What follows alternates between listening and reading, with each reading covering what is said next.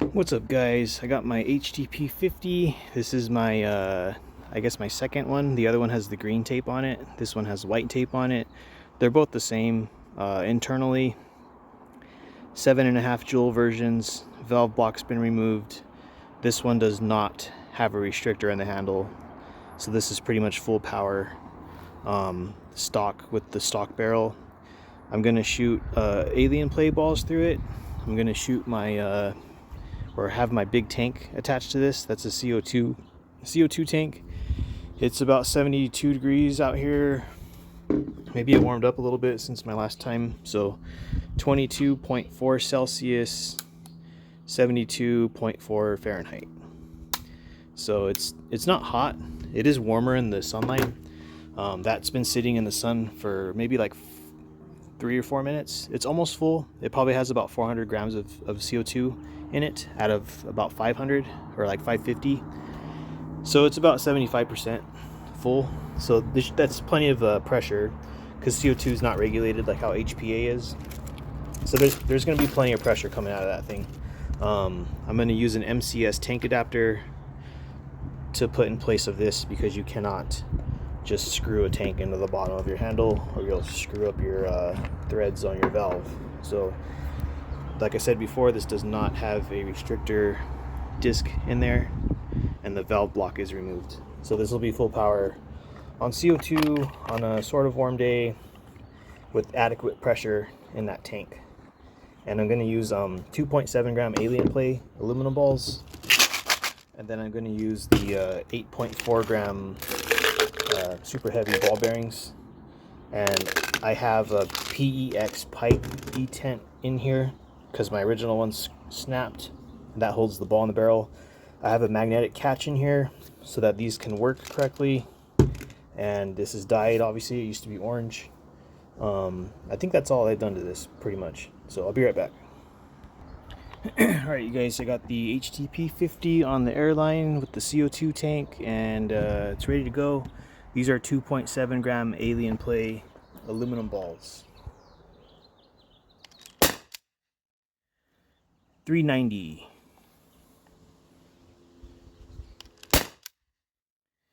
390.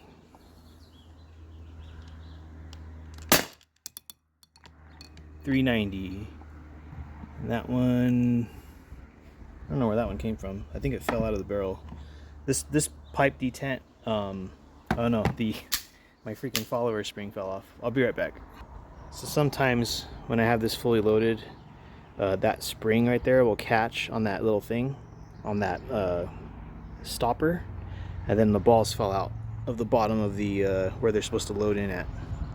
So that happens every once in a while with this, with all of my HDP50s. So sometimes I put 5 in the mag instead of 6, but yeah, that just happens. 382. I got 3 more shots. 384. 382. So I'm gonna get the heavy balls, and I'll be right back. Alright, you guys, I got 5 steel balls in here, because sometimes, yeah, like I said earlier, the follower guide gets stuck in the down position and then all the balls fall out, which doesn't happen all the time, but it happens every once in a while. So 8.4 gram ball bearings. 268. 254.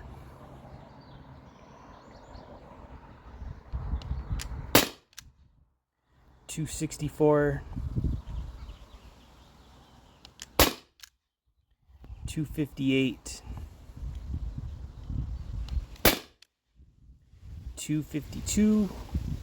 If you do this with a 12 gram CO2 and you run this HDP50 the way it is right now, with no restrictions at all in it, your first shot with these steel ball bearings,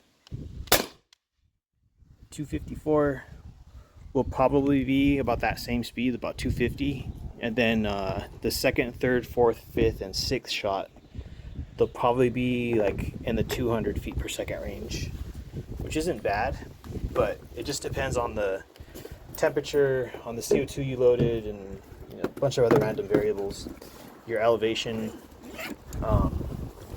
So yeah, I have shot it before in the warm weather, and it seems to get a consistent like 20 joules after the first shot, with no restrictors in the handle. And I've ran it other times where like on a cooler day. I'm just going to degas this.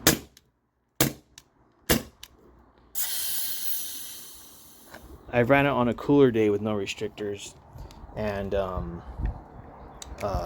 sometimes that first shot's around like 24 joules or 25 joules with the heavy stuff, these heavy balls, and then the second shot's like 20, and the third shot goes to like 17, and then it'll kind of stay in that 17 joules area.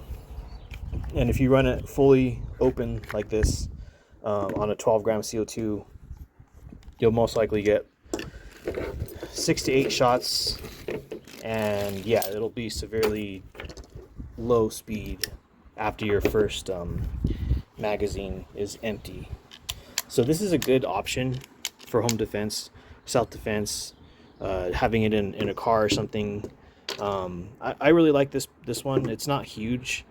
It's obviously bigger than the Byrna CL, but if you're comparing this to an SD, I think it's a little bit longer than the SD, but it's a slimmer profile because it uses a 50 caliber ammunition. And I think it's just a tiny bit bigger than the SD as far as the height, maybe like that much.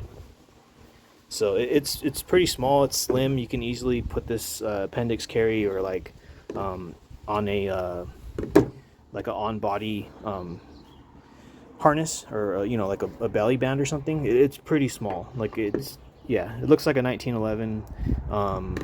So I do like the HDP50.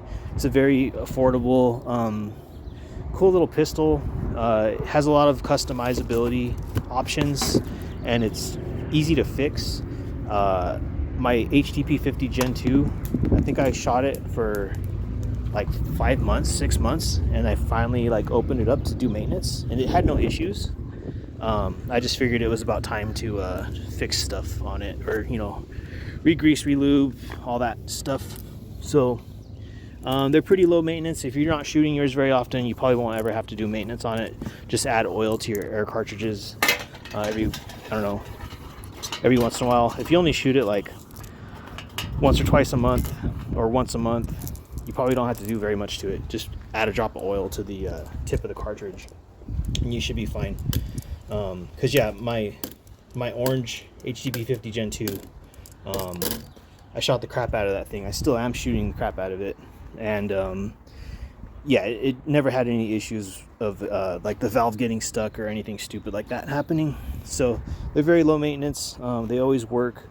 The only issues I've had with them, the Gen 1s in particular, is my my detent, which holds the ball in the barrel. That thing snapped after like 80 or 90 shots. Like I barely put like 2 CO2s through it, and it was already popped. So the Gen 2 is much better. I've ran like 700 shots through my Gen 2 detent, and it's still fine. I still have the factory one in there, and they changed the material they made it out of, so it's much better now. If you can still get a Gen 1 HDP50, if it's like used or something, you might have to buy a detent for it. But I have a video on how to make your own, and there's also companies that sell those, and they're like $10 or something. They're not super expensive. It's just a little piece of plastic, like a rubber sleeve, plastic sleeve that fits in here, and then holds the ball in the barrel, so that when you do this, the balls don't just fall out. So yep, I still like this thing very much. My other one has the green tape on it, like I said earlier. So I may give one of these to one of my coworkers for like a birthday gift. And I'm not sure if I'll just give him everything, or put the power kit in here, or the restrictor in the handle. I'm not sure what I'm going to do yet. I'm going to see if he even wants it first. So yeah, that's this thing. I got this speed loader from Alternate Arms Self-Defense, Mr. John Reynolds.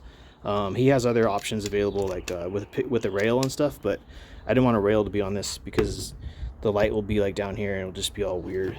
And so yeah, you guys have a good one, and hope you like the video.